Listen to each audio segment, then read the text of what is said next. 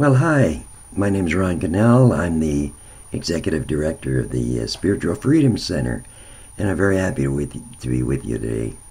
Today we're going to talk about one of the often asked questions that I get from my clients. They want to know, who is God and how do I make direct contact with God? So, good question. And I'm sure that all of us ask that question at one time or another in our lives.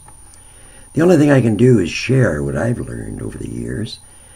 And so I want to share with you about what I find is common to all of us.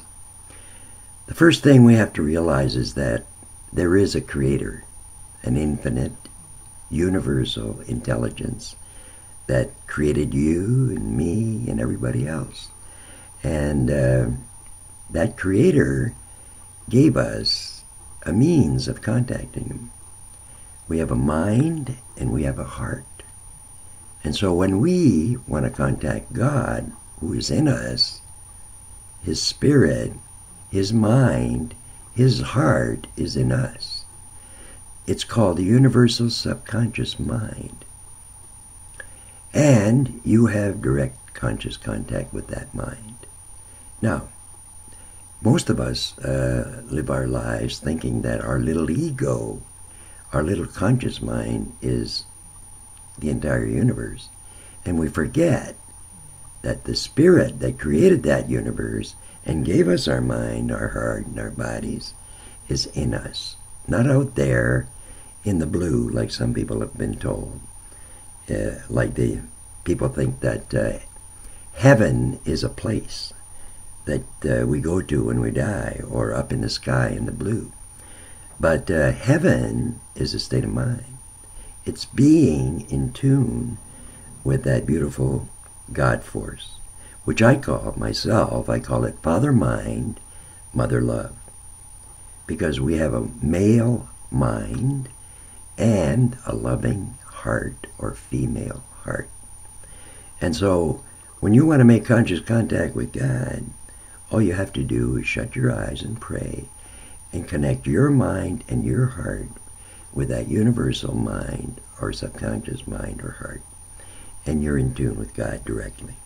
You don't have to go through brokers to go to God. God is in you. That's why they say the kingdom of heaven or the kingdom of God is within you. And this is true for every one of us. So you have direct conscious contact with God. And there are other things that you and I should be very grateful for. And that is that God gave us the power to think. He gave us the power to feel. He gave us the power to imagine, to dream. And he talks to us directly when we listen to that inner voice, that inner spirit in us that we call God. So,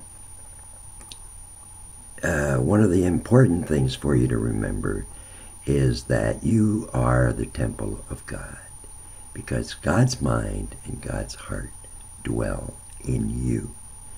And that's very important for you to know. I know in my own life, for many, many years in my life, I tried to live all by myself without contact with that higher power or that loving God, Father Mind, Mother Love. And my life fell apart. It fell to pieces. Actually, I became an alcoholic at one time.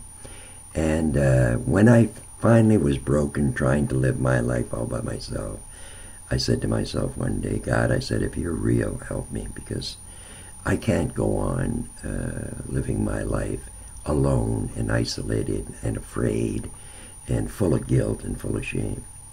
So I turned to God and I said, help me. And my God, miracles happened. Miracles happened. I had an experience of God for the first time in my life, my own personal experience of God. And it transformed my life. I felt that God, in my dream state, God was holding me in his arms. He was rocking me in his arm, never been held like that before. And God said to me, I love you, Ron, and I forgive you for all the mistakes you made in your life.